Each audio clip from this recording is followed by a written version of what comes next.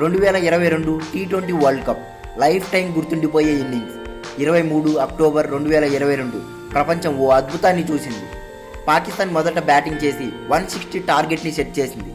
చేజింగ్లో pitch అర్థం కావట్లేదు. Pakistan bowlers నిప్పులు చెరిగేలా బాల్స్ వేస్తున్నారు.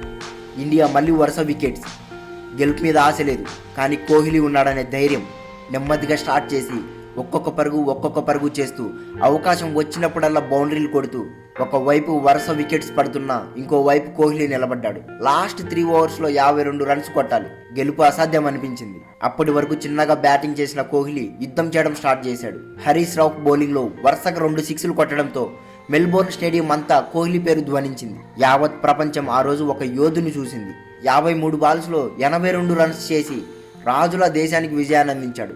విన్నింగ్ షాట్ కొట్టాక కోహ్లీ ఎమోషన్ అవడం చూసి అభిమానులకి గూస్ బంప్స్ వచ్చాయి.